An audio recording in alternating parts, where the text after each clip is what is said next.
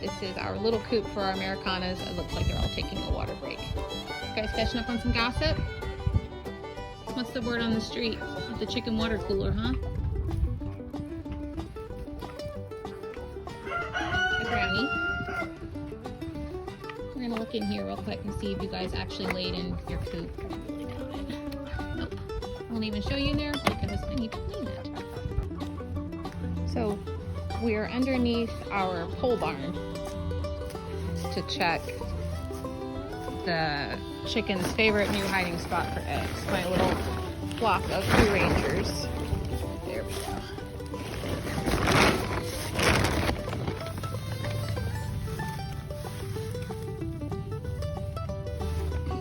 See how pretty these colors are.